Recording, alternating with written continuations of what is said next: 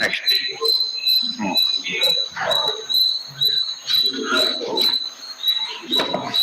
ಯಾವ್ದೀಗ ಛಾಂದೋಗ್ಯ ಸಾಧನ ಅತ್ಯುದ್ರಿಕ್ತ ವಿದೋಷು ಕ್ರಮ ಜ್ಞಾನೈಕ ಪ್ರಾಣ ಪ್ರಭಾ ಸರ್ವಪ್ರಾಪಶಕ್ತಿ ಭೋಗ ಬಲ ಸತ್ಸಾರಾತ್ಮ ದಿವ್ಯಾಕೃತಿ ಸೃಷ್ಟಿ ಸ್ಥಾನ ನಿರೋಧ ನಿತ್ಯ ನೀತಿ ಜ್ಞಾನ ಪ್ರಕಾಶಾವೃತಿ ಮೋಕ್ಷ ವಿಮೋಕ್ಷದಂ ಹರಿಮಜಂ ನಿತ್ಯಂ ಸದೋಪಾಸ್ಮಹೇ. ಧ್ವಾಂತ ಅಂತ ಕರೆದ್ರು ಸಾರಸ್ಯ ಅಂದ್ರೆ ಧ್ವಾಂತ. ಬಂಧ ಅಂತ ಕರೆ ಧ್ವಾಂತ ಅಂತ ಕರೆ. ಧ್ವಾಂತ ಅಂದ್ರೆ ಏನು? ಕತ್ಲೆ, ತಪಸ್ಸು. ಇದು ಮೋಕ್ಷ ಅಪೋಸಿಟ್ ತಪಸ್ತಾನೆ. ಅದಕ್ಕೋಸ್ಕರ ಧ್ವಾಂತ ಶಬ್ದಕ್ಕೆ ತಪಸ್ಸು ಅಂತ ಅರ್ಥ. ಗೊತ್ತಾಯ್ತಾ? ಅದಕ್ಕೆ ಧ್ವಾಂತ ಅಂತ ಉಪಯೋಗಿಸಿದೆ. 315.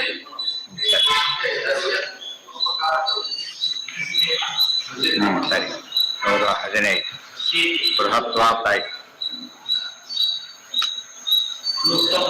ಮೇಲಿದೆಯಾ? ಫಸ್ಟ್ ಇತ್ಯಾದಿ ಕಥಂ ಯುಜ್ಯತೆ ಅದಕ್ಕೆ ಹೇಳ್ತಾರೆ. ಅಲ್ಲಿ ಇತ್ಯಾದಿ ಹೇಳಿದ ಮೇಲೆ ವಿಶೋಕ ಇತ್ಯಾದಿ ಪದ ಉಪಯೋಗಿಸಿದ ಮೇಲೆ ಆ ದೇವರ ವಿಶೋಕ ಇತ್ಯಾದಿ ಪದಗಳು ಅಂದ್ರೆ ಏನು? ಸದಾ ಅಶೋಕ ಅಶೋಕ ಸ್ಥಾರಣ ಸ್ಥಾರ. ಅಶೋಕ ಇದ್ಬಿಟ್ಟು ವಿಶೋಕ. ಆ ಅಂದ್ರೆ ಇಲ್ಲ, ವಿ ಅಂದ್ರೂ ಇಲ್ಲ. ಅದು ವಿಶೋಕ ವಿಶೇಷಾಂಶ ಇದೆ. ಅದಕ್ಕೆ ಅದ ನೆಗೆಟಿವ್, ಬರೀ ನೆಗೆಟಿವ್ ಫುಲ್ ಅನೇಕ ಅರ್ಥ ಕೊಡೋದು. ವಿ ಅಂದ್ರೆ ವಿರುದ್ಧ. ವಿಶೇಷವನ್ನು ಮಾಡಬಹುದು, ವಿಶಿಷ್ಟವನ್ನು ಮಾಡಬಹುದು, ವಿಲಕ್ಷಣವನ್ನು ಮಾಡಬಹುದು. ಆ ಶಬ್ದಕ್ಕೆ ಅಷ್ಟೇ ಅದನ್ನ ಮಾಡಬಹುದು. ಇದರಿಂದ ಸುಲಭ ಮಾಡಕ್ ಬರೋದು, ಜಾಸ್ತಿ ಮಾಡ್ಬೇಕು. ದೇವು ಸೇದ ಬಾವಿಯಿಂದ ನೀರು ತಗೊಳ್ಳೋದು ಬೇರೆ, ಸರೋವನ್ನು ತಗೊಳ್ಳೋದು ಬೇರೆ. ಇದು ಕೊಡಬೇಕಿಲ್ಲ, ಹಾಗೆ ತಗೋದು. ಕೊಡ ಬೇಕೇ ಬೇಕು. ಶೇಷಂ ದೇವಂ ಮತ್ತೆ ಸಹಸ್ರ ಶೀರ್ಷ ಅಂತ ಕರೆದು ಬಿಟ್ಟಿದ್ದಾರೆ. ದೇವರ ಅವೆಲ್ಲ ದೇವರಿಗೆ ಅಪ್ಲೈ ಆಗೋ ಮಾತುಗಳೇ ಹೊರತು ಜೀವರಿಗಲ್ಲ. ನಹಿ ಭಗವಂತಹ ಭಗವದ್ ಅಂತಸ್ಥಿತಮೇವ ಅನ್ಯತ್ ಕಿಂಚಿತ್ ವಿಜಿಜ್ಞಾಸ್ಯಂ. ಇಲ್ಲಿ ಒಳಗಿರ್ತಕ್ಕಂಥ ಆಕಾಶ ಇದೆ, ಅಲ್ಲಿ ಪರಮಾತ್ಮ ಇದ್ದಾರೆ, ಧ್ಯಾನ ಮಾಡಬೇಕು ಅಂತ ಹೇಳಿದ್ರಲ್ಲ. ಪರಮಾತ್ಮ ಅಂದ್ರೆ ಬಿಂಬರೂಪಿಯಾದ ಸಾಕ್ಷಾತ್ ಪರಮಾತ್ಮನ ಹೊರತು ಬೇರೆ ಅಲ್ಲ. ಬರೀ ಆಕಾಶ ಉಪಾಸನೆ ಮಾಡೋದಲ್ಲ. ಆಫೀಸ್ಗೆ ಹೋಗೋದು, ಆಫೀಸ್ಗೆ ಹೋಗಿ ಕೆಲಸ ಆಗುತ್ತೆ. ಆಫೀಸ್ಗೆ ಹೋದ ಬಂದ ಕೆಲಸ ಆಗಲೇ ಇಲ್ಲ, ಹೋದ ಬಂದ ಅಷ್ಟೇ. ಅವರು ಆಫೀಸ್ಗೆ ಹೋಗೋ ಶಬ್ದಕ್ಕೆ ಅರ್ಥ ಏನು? ಮೀಟ್ ಮಾಡಿ ಬರಬೇಕು ಅಂತ ಅರ್ಥ. ಅದಕ್ಕೆ ಹೇಳ್ತಾರೆ ಜಿಜ್ಞಾಸೆ ಮಾಡಬೇಕಾದದ್ದು ಮೊದಲು ಬಿಲ್ಡಿಂಗ್ ಎಲ್ಲಿದೆ, ಆಮೇಲೆ ಮುಖ್ಯಸ್ಥ ಯಾರು. ಅದಕ್ಕೆ ರೀಚ್ ಆಗದ ಹೋಗಿ ಒಂದು ಪರ್ಪಸ್ ಸರ್ವ್ ಆಗೋದಿಲ್ಲ. ಅದಕ್ಕಾಗಿ ದೇವರನ್ನ ಹೃದಯದಲ್ಲಿ, ಹೃದಯ ಕಂಡ್ರೆ ಸಾಲದು, ಒಳಗಿರೋ ದೇವ್ರು ಕಾಣಿಸ್ಬೇಕು. ಅದು ಯಾವ ರೀತಿ ಕಾಣಿಸ್ಬೇಕು ಆ ರೀತಿಯೇ ಕಾಣಿಸ್ಬೇಕು. ಕಿಂಚಿತ್ ವಿಜಿಜ್ಞಾಸ್ಯಂ ಭಗವದಂತ. ಅದು ಕೂಡ ಅಲ್ಲಿ ಹೋಗ್ಬೇಕಾದ್ರೆ ನೀವು ಪರ್ಮಿಷನ್ ಹೋಗ್ಲಕ್ಕೆ ಬರೋದಿಲ್ಲ. ದ್ವಾರಪಾಲಕರು ಇರ್ತಾರೆ, ಇಲ್ಲೂ ಜೈ ವಿಜಯರು ಇರ್ತಾರೆ. ಪಡೆ ತಗೊಂಡು ಹೋಗು ಪರಸ್ಪರ ಅನ್ಕೋಬೇಕಂದ್ರ ದೇವ ಪೂಜೆ ಶುರು ಮಾಡಕ್ಕೆ ಜಯ ವಿಜಯ ಅನ್ನೋ ಸುಮ್ಮನೆ ನಮಸ್ಕಾರ ಮಾಡೋದಲ್ಲ. ನಾವು ಹೋಗ್ತೀವಿ ಒಳಗೆ ಅನುಮತಿ ಕೊಡಿ ಅಂತ ಕೇಳಬೇಕು, ಹೇಳ್ಕೊಂಡು ಹೋಗ್ಬೇಕು. ಹೃದಯದಲ್ಲೂ ಹಾಗೆ ಅಂತ ಮಾನಸ ಪೂಜೆ ಮಾಡ್ಬೇಕಾದ್ರೂ ಕೂಡ ಪ್ರೋಸೆಸ್ ಅದೇ, ಪ್ರೋಸೆಸ್ ಚೇಂಜ್ ಆಗೋದಿಲ್ಲ. ಇಲ್ಲಿ ಹೋಗ್ಬೇಕಾದ್ರೆ ಕಾವಲುಗಾರ ಇದ್ದೇ ಇದ್ದಾರೆ. ಹೌದು, ನಮಸ್ಕಾರ ಮಾಡಿ ಹೋಗೋದು. ನಮಸ್ಕಾರ ಪರ್ಮಿಷನ್ ಕೊಡ್ತಾರೆ.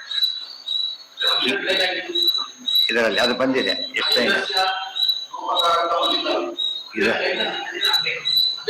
ಇಲ್ಲ ಅದೇ ಮುಂದುವರಿಯುತ್ತೆ ಅಷ್ಟೇ. ಇತ್ಯಾದಿ ಬೇಗ ಓದಿದ್ರೆ ಆಯ್ತು ಅಷ್ಟೇ. ಜಿಜ್ಞಾಸ್ಯಂ ತದ್ವಾವ ಅವಧಾರಣ ಅದೇ ಅಂತ ಹೇಳಿದ್ರಿಂದ ಇದ್ರ ಮೇಲೆ ದೇವರಿದ್ದಾರೆ, ದೇವ್ರ ಮೇಲೆ ಇರೋದಿಲ್ಲ, ಅಲ್ಲಿ ಸ್ಟಾಪ್. ಉತ್ತರತಃ ಉತ್ತರಸ್ಯ ಅಪರ ಬ್ರಹ್ಮತ್ವೇ ಚ ಸರ್ವಾಧಾರತ್ವಂ ನಾಶ್ಯ ಜಡಯ ಏತಜ್ಜೀರ್ಯತಿ. ದೇಹ ಜೀರ್ಣವಾದ್ರೆ ಪರಮಾತ್ಮ ದೇಹ ಜೀರ್ಣ ಆಗೋದಿಲ್ಲ, ಜೀವ ಜೀರ್ಣ ಆಗೋದಿಲ್ಲ. ಸ್ವರೂಪತಃ ವಧೇನ ಅಸ್ಯ ನಾಹನ್ಯತೆ ಅಂತ ಹೇಳಿದ್ರಿಂದ ತತ್ ಸತ್ಯಂ ಬ್ರಹ್ಮ ಪರಮಸ್ಮಿನ್ ಕಾಮಾಹ ಸಮಾಹಿತಾಹ ಏಷಃ ಆತ್ಮ ಅಪಹತ ಪಾಪ್ಮ ಇತ್ಯಾದಿ ನಯುಜ್ಯತೆ. ಇದೆಲ್ಲ ಯಾರಿಗೆ ಪ್ರಯೋಗ? ದೇವರಿಗೆ. ಇದಿಲ್ಲದೆ ಹೋದ್ರೆ ಅದೆಲ್ಲ ಕೊಡ್ತಾ ಇಲ್ಲ, ಬರೀ ಬಾಹ್ಯಾಕಾಶಕ್ಕೆ ಇದೆಲ್ಲ ಕೊಡೋದಿಲ್ಲ. ಕಿಂ ತದತ್ರ ವಿದ್ಯತೆ ಯದನ್ವೈಷ್ಣವ್ಯಂ ಯದ್ಭಾವ ವಿಜಿಜ್ಞಾಸಿತವ್ಯಂ ಇತ್ಯಸ್ಯ. ಕಿಂ ತತ್ರ ವಿದ್ಯತೆ ಬಡಿಸಿರ್ತಾರೆ. ಯಾವ ಪದ ಪಲ್ಯ ಜಾಗ ನೋಡ್ತಾರೆ, ಆಯಾ ಜಾಗದಲ್ಲಿ ಹುಡುಕ್ತಾರೆ, ಎಲ್ಲೆಲ್ಲ ಹುಡುಕೋದಿಲ್ಲ. ಆ ರೀತಿ ಹುಡುಕೊಂಡು ಯಾವ್ದು ಬೇಕು ಅಂತ ತಗೊಳ್ತಾರೆ. ಹಾಗೆ ಮಾಡಬೇಕು. ಕಿಂ ತದತ್ರ ವಿದ್ಯತೆ ಯದನ್ವೇಷ್ಟವ್ಯಂ ಯದ್ವಾವ ವಿಜಿಜ್ಞಾಸ. ಹುಡುಕ್ಬೇಕು, ಭಾರಿ ತಿಳ್ಕೊಬೇಕು. ಭಾರಿ ತಿಳ್ಕೊಬೇಕು. ಎಲ್ಲದನ್ನು ದಾರಿಯಲ್ಲಿ ಹೋಗ್ತಾ ಜನ ಕಾಡ್ತಾನೆ ಇರ್ತಾರೆ. ನಾವು ಅವಾಯ್ಡ್ ಮಾಡ್ಕೊಂಡು ನಡ್ಕೊಂಡು ಹೋಗ್ತಿರ್ತೀವಿ. ಬೇಕಾದವ್ರು ಬಂದಾಗ ವಿಶೇಷ ಜಿಜ್ಞಾಸೆ ಮಾಡ್ತಾರೆ. ಎಲ್ಲ ಬಸ್ಸು ನೋಡ್ತಾನೆ, ಬಸ್ ಅಲ್ಲ ಗೊತ್ತಾಗುತ್ತೆ. ಸಾಕು ಬಂದಾಗ ಉಳಿ ನೋಡ್ಕೊಂಡು ಹತ್ತಾನ. ಅದನ್ನ ಬಂದಿದ್ದೆಲ್ಲ ಹತ್ಬಾರ್ದು. ಅದು ಅನ್ವೇಷಣೆ, ಇದು ಜಿಜ್ಞಾಸೆ. ಅದು ವಿಜಿಜ್ಞಾಸೆ. ನನ್ನ ಸೀಟ್ ಯಾವ್ದು ಹುಡುಕ್ತಾನೆ ಮತ್ತೆ ಅಲ್ಲಿ ಕೊಡ್ಬೇಕು. ಒಂದು ಬಸ್ಸಲ್ಲೂ ಸಿಕ್ತು, ಸೀಟ್ ಸಿಗ್ಬೇಕಲ್ಲ, ರಿಸರ್ವ್ ಮಾಡಿ ಸೀಟ್ ಹುಡುಕ್ತಾನೆ. ಸ್ಟೇಜಲ್ಲಿ ಬರೋದ್ರ ಕಷ್ಟ, ಬಸ್ಗಳಲ್ಲಿ ಸುಲಭ ಇರುತ್ತೆ. ಅದು ಬಂದಕ್ಕೆ ಅದು ಸಿಗಬೇಕು, ಗ್ಯಾರೇಜ್ ಸಿಗಬೇಕು, ಅಲ್ವೋ ಈ ಕಡೆಯಿಂದ ಆ ಕಡೆಯಿಂದ ಹೋಗ್ಬೇಕು, ಭಾರಿ ಕಷ್ಟ. ಕೆಲವು ಡೋರ್ ಹತ್ರ ಇರಬೇಕು, ದೂರ ಆಗೋದಿಲ್ಲ, ನೂರಾರು ಸಮಸ್ಯೆಗಳು ಬರ್ತವೆ. ಹಾ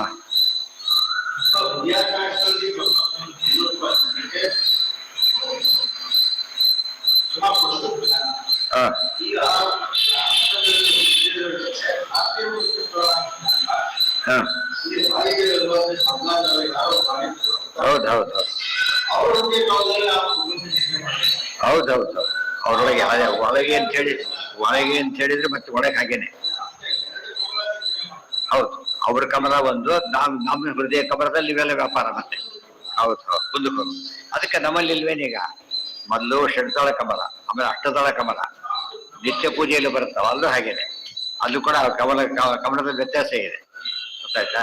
ಅಲ್ಲಿ 8 ಕಮಲ ಇರೋದ್ರಲ್ಲಿ ಶಕ್ತಿಗಳಿವೆ, ಗೊತ್ತಾಯ್ತಾ? ಆ ಶಕ್ತಿ ಧ್ಯಾನ ಮತ್ತೆ ಅನುಗ್ರಹ ಶಕ್ತಿ ಒಳಗೆ ಅಲ್ಲಿ ಧ್ಯಾನ ಮಾಡಿ, ಅಲ್ಲಿ ಕಲ್ಪನೆ ಮಾಡಿ ಶೇಷದೇವರು ಬಂದು ಅದರಲ್ಲಿ ಆವಾಹನ ಮಾಡೋದು.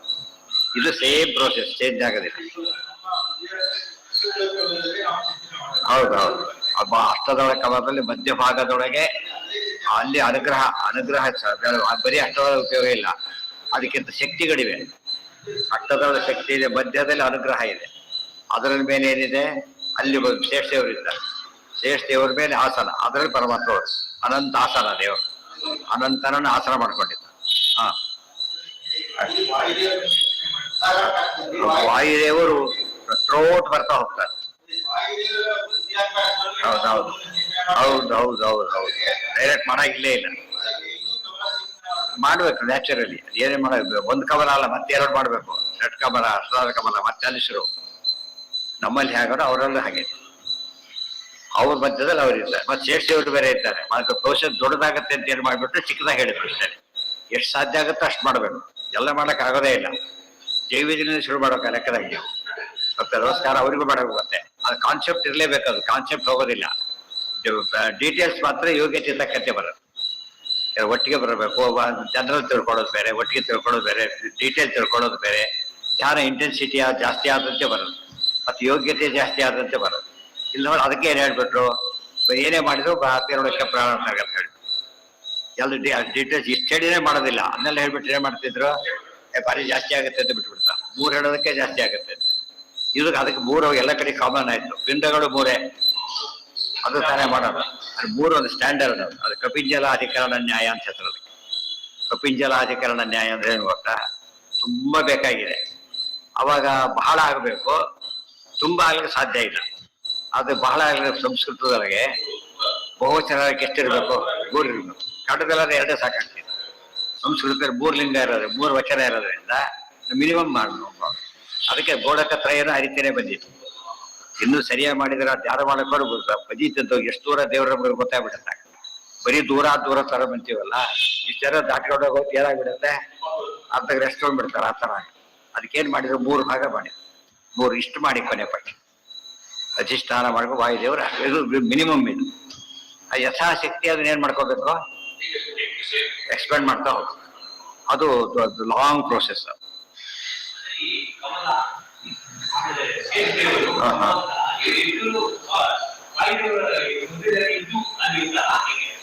ಏನೇನ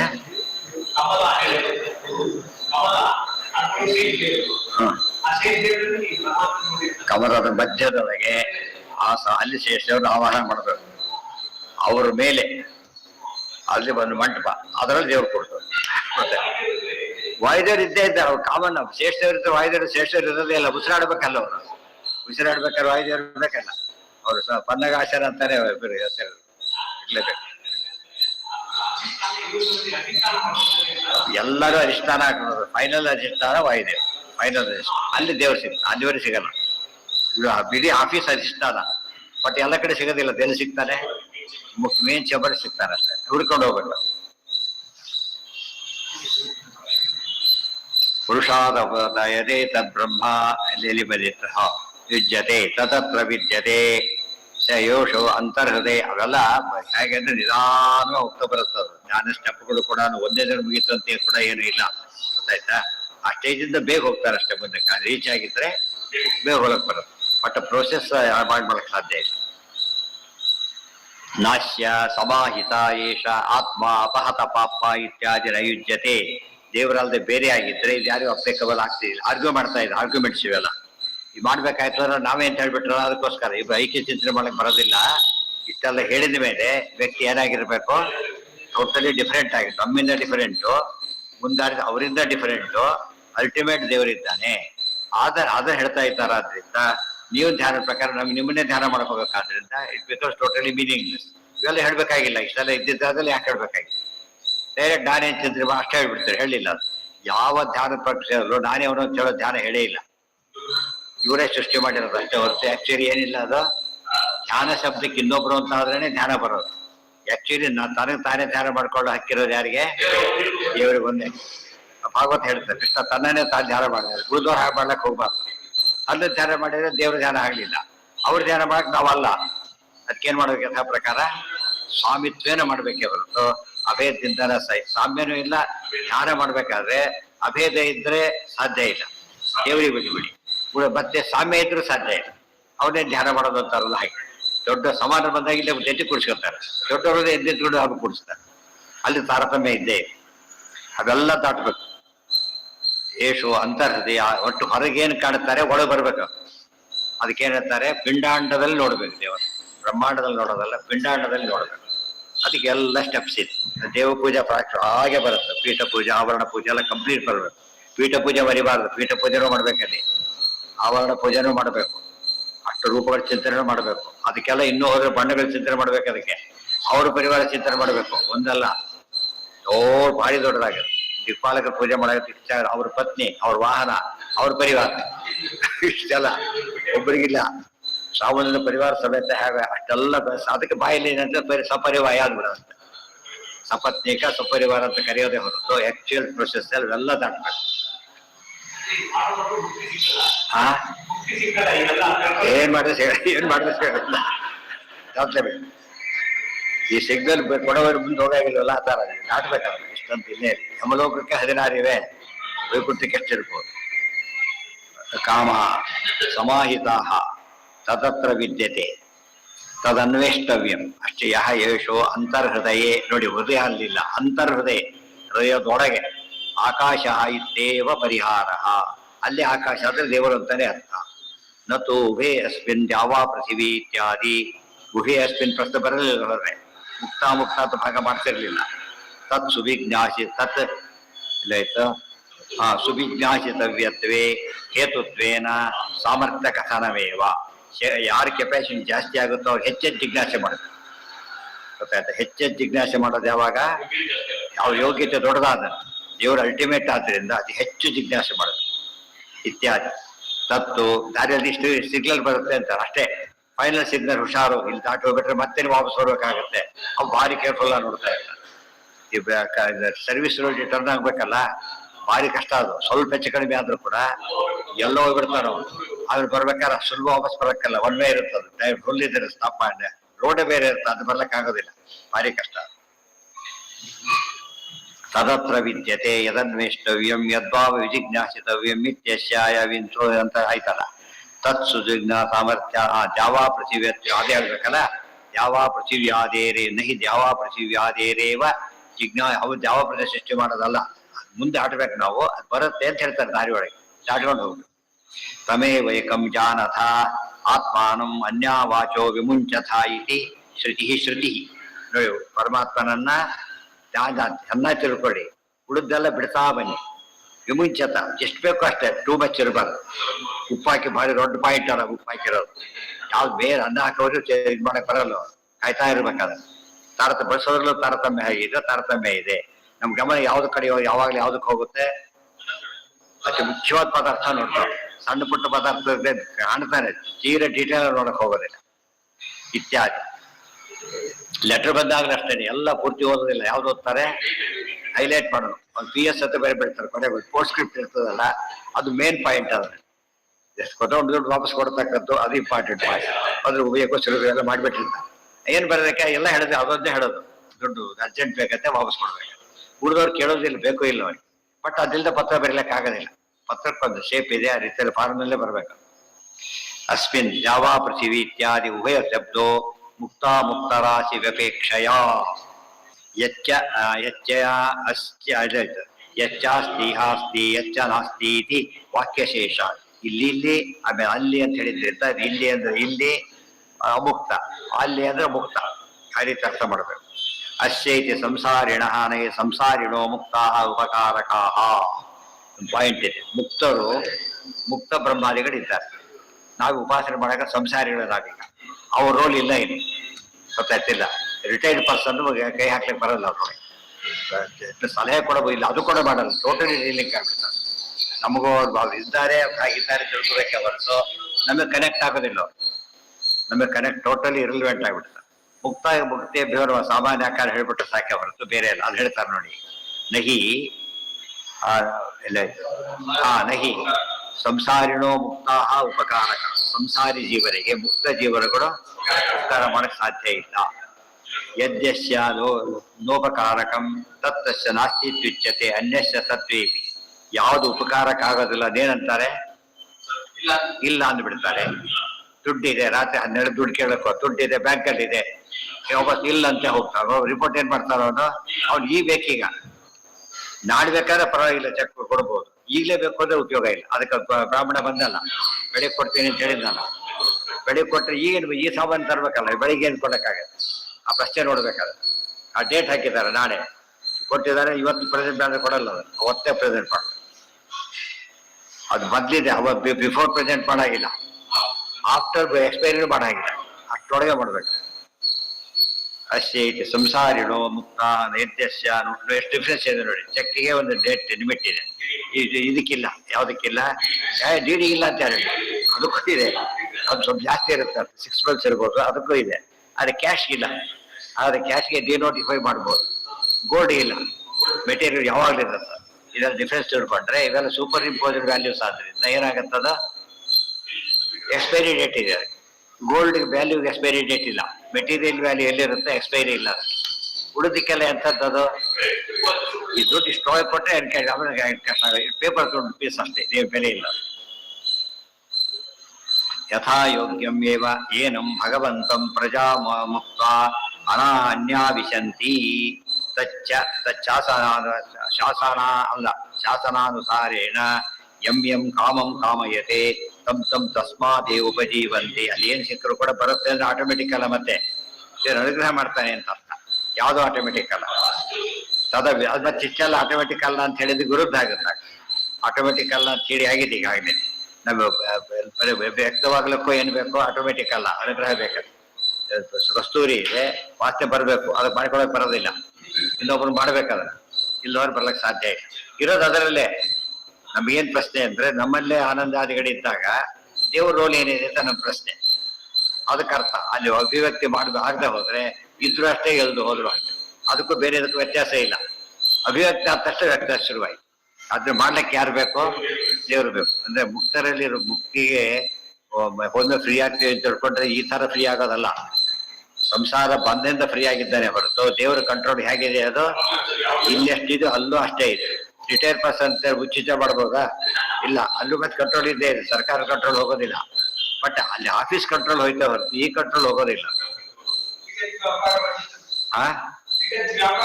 ಜಗದ್ ವ್ಯಾಪಾರ ಇಲ್ವೇ ಹೊರತು ಬರೀ ವ್ಯಾಪಾರ ಇಲ್ಲ ಅಲ್ಲ, ಬರೀ ವ್ಯಾಪಾರ ಇದ್ದೇ ಇದೆ, ಜಗದ್ ವ್ಯಾಪಾರ ಇದೆ. ತಮ್ಮ ವ್ಯಾಪಾರ ಮಾಡ್ಕೊಂಡಿರ್ತಾರೆ, ಇಲ್ಲಿ ಪ್ರಸಂಗ ಬರೋದಿಲ್ಲ. ಅವ್ರು ನಮಗೆ ಕನೆಕ್ಟ್ ಆಗೋಣ, ಅವ್ರಿಗೆ ಕನೆಕ್ಟ್ ಆಗೋದಿಲ್ಲ. ಅವ್ರಿಗೆ ನಮಗೆ ಸಿಗದೇ ಇಲ್ಲ. ಅವರು totally not at all reach ಅವರು. ಅವ್ರು ಮುಕ್ತರೇ ಬಿಟ್ಟಿದ್ದಾರೆ. ಅವ್ರ ಅಪ್ರಾಕೃತ ದೇಹ ಅವರದು, ನಮ್ಮದು ಪ್ರಾಕೃತ. ಬರೀ ಜೀವನೇ ಕಾಣೋದಿಲ್ಲ, ಮುಕ್ತ ಜೀವ ಇನ್ನೂ ಕಾಣೋದಿಲ್ಲ, ಅದರಿಂದ ಸಾಧ್ಯ ಇಲ್ಲ. ಯಂ ಯಂ ಕಾಮಂ ಕಾಮಯತೆ ತಂ ತಂ ತಸ್ಮಾದೇವ ಉಪಜೀವಂತಿ ತದವಿದುಷಾಂ ಪುಣ್ಯಾನಿ ಚೈಷ್ಟು ಫಲಾನ್ಯೇ ಭವಂತಿ ಏತಾಂಶ ಸತ್ಯಾನ್ ಕಾಮಾನ್ ಭಗವದೀಯಾನ್. ಇದೆಲ್ಲ ತಿಳಿದೇ ಹೋದ್ರೆ ಪುಣ್ಯ ಎಷ್ಟು ಮಾಡಿದ್ರು ಕೂಡ ಆ ಪುಣ್ಯ ಏನಾಗತ್ತೆ, ಚೈಷ್ಟು ಫಲಾನಿ. ಅದು ಭಗವದ್ಗೀತೆಯಲ್ಲಿ ಬರುತ್ತೆ. ಅಂತವತ್ತು ಫಲಂ ದೇಶಾನ್ ತದ್ಭವತ್ಯಲ್ಪಮೇಧಸ. ಜ್ಞಾನಕ್ಕೆ ತಕ್ಕಂತೆ ಫಲ ಕೊಡೋದ್ರಿಂದ ಜ್ಞಾನ ಹೆಚ್ಚಿದ್ದಷ್ಟು ಫಲ ಜಾಸ್ತಿ. ಇಲ್ಲವ್ರು ಏನಾಗೋದಿಲ್ಲ, ಫಲ ಸಿಗೋದಿಲ್ಲ, ನಿರೀಕ್ಷಿತ ಫಲ ಸಿಗೋದಿಲ್ಲ. ಕಡಿಮೆ ಜ್ಞಾನ ಕಡಿಮೆ ಫಲ, ಪೂರ್ಣ ಜ್ಞಾನ ಪೂರ್ಣ ಫಲ. ಫಸ್ಟೇ ಪೂರ್ತಿ ಉತ್ತರ ಕೊಟ್ಟರೆ ಪೂರ್ತಿ ಮಾರ್ಕ್ಸ್ ಬರುತ್ತೆ, ಸ್ವಲ್ಪ ಸ್ವಲ್ಪ ಕೊಟ್ಟರೆ ಕಡಿಮೆ ಆಗ್ತದೆ. ಇಲ್ಲಿದೆ ಇದು ಬೆಂಗಳೂರು ಎಲ್ಲಿದೆ, ಇಂಡಿಯಾದಲ್ಲಿದೆ ಬೇರೆ, ಕರ್ನಾಟಕ ಅದನ್ನ ಹೇಳೋದು ಬೇರೆ, ಅದು ವ್ಯತ್ಯಾಸ ಇತ್ತು. ಕ್ಲಾಸ್ ಕ್ವಶನ್ ಮಾಡಿ ಹೋಗ್ಬಿಡ್ತಾರೋ, ಅಷ್ಟರ ಮಟ್ಟಿಗೆ ಹೇಳಕ್ ಬರುತ್ತೆ ಅಷ್ಟೇ. ಅದು ಫುಲ್ ಜ್ಞಾನ ಆಗಲಿಲ್ಲ, ಬಟ್ ಯಾವುದೋ ಇಲ್ಲ ಬೇರೆ ಕಡೆ ಹೇಳಲಿಲ್ಲ ಅದರಿಂದ ಪರವಾಗಿಲ್ಲ. ಬಟ್ 100% ಕರೆಕ್ಟ್ ಆಗಲಿಲ್ಲ, ಅದರಿಂದ ಜ್ಞಾನ ಯಾರು ಫಲ ಕೊಡೋದಕ್ಕೆ ನಾವು ಲೋಕದಲ್ಲಿ ಕಾರ್ಪೆಂಟರ್ ಸಮೇತ ಯಾರೇ ಬಂದಿದ್ರು ಕೂಡ ನಾವು ದುಡ್ಡು ಕೊಡ್ಬೇಕಾದ್ರೆ ಯಾವ ರೀತಿ ಮಾತಾಡ್ತೇವೆ ಅವ್ನು ನೋಡ್ತೇವೆ, ಅವ್ನು ಕ್ವಾಲಿಟಿ ನೋಡಿರ್ತೇವೆ ಫಸ್ಟ್. ಮೇಸ್ತ್ರಿ ಕೊಡೋದೇ ಬೇರೆ, ಇವರು ಕೊಡೋದೇ ಬೇರೆ, ಅದೆಲ್ಲ ಇದ್ದೇ ಇದೆ. ಅವ್ರು ಜ್ಞಾನಕ್ಕೆ ಸಿಗ್ತಕ್ಕಂಥ ಬೆಲೆ. ಜ್ಞಾನ ಇಲ್ಲದೆ ಹೋದ್ರೆ ಇನ್ಕ್ರಿಮೆಂಟ್ ಯಾವ ಕ್ವಶನ್ ಬರೋದಿಲ್ಲ. ಹೌದು, ತದಭಿಷಾಂ ಪುಣ್ಯಾನಿ ಕ್ಷಯಿಷ್ಟು ಫಲಾನ್ನೇವ ಹೋವಂತಿ. ಎರಡರ್ಥ ಬಂತದಕ್ಕೀಗ. ಜ್ಞಾನ ಪಡೀರಿ, ಜ್ಞಾನ ಹೆಚ್ಚು ಮಾಡ್ಕೊಳ್ರಿ. ಜ್ಞಾನ ಇಲ್ಲ ಹೋದ್ರೆ ಝೀರೋ, ಇಲ್ಲೇ ಇಲ್ಲ. ಬರದಷ್ಟು ಜಾಸ್ತಿ ಬರೋದ್ರಿಂದ ಹೆಚ್ಚು ಮಾಡ್ಕೊತಾ ಇರೋದು. ಎಲ್ಲಿವರೆಗೂ ಚಾನ್ಸ್ ಇದೆ ಹೆಚ್ಚು ಮಾಡ್ಕೊಳ್ಳೋದು ನಮಗೆ? ಅಪ್ರೋಷ ಜ್ಞಾನ ಆಗೋವರೆಗೂ ಇದೆ, ಆಮೇಲೂ ಇದೆ, ಮುನ್ನ ಹಾಕಿದೆ. ಲಿಮಿಟ್ ಇಷ್ಟೇ, ಬಟ್ ಮುನ್ನ ಹಾಕೋ ಅವಕಾಶ ಇದೆ. ಅಲ್ಲಿ ಮಾತ್ರ ಯಾವ ಚಾನ್ಸ್ ಇಲ್ಲ. ಅದಕ್ಕೆ ಯಾವಾಗಲೂ ಜ್ಞಾನ ಓರಿಯೆಂಟೆಡ್ ಪ್ರತಿ ಕೆಲಸನೂ ಏನ್ ಮಾಡ್ಬೇಕು? ಜ್ಞಾನ ಓರಿಯೆಂಟೆಡ್ ಆಗೇ ಇರ್ಬೇಕು. ಅದೊಂದು ಬಿಟ್ಟು ಬೇರೆ ಮಾಡಿದ್ರೆ ಎಲ್ಲ ಕಳ್ಕೊಂಡ್ಬಿಡ್ತಾರೆ. ಸತ್ಯಾನ್ ಕಾಮಾನ್ ಭಗವದೀಯಾನ್ ಅಲ್ಲಿಗೆ ನಾಳೆ ಅದು ಬಂದಿರಬೇಕು. ಎಷ್ಟು ಕಾತಾರ ಕೊಟ್ಟು ದೊಡ್ಡ ಕೊಟೇಶನ್ ಇದಿಷ್ಟು ಏನ್ ಹೇಳಿದ್ದಾರೆ ಈಗ, ಅದಿಷ್ಟು ಸಬ್ಸ್ಟ್ಯಾನ್ಶಿಯೇಟ್ ಮಾಡ್ತಾರೆ. ನಾಡಿದ್ದು ಸರ್ವೇಂದ್ರಿಯ ಪ್ರೇರಕೇಣ ಶ್ರೀ ಪ್ರಾಣ ಭಗಿನೇರಿನಃ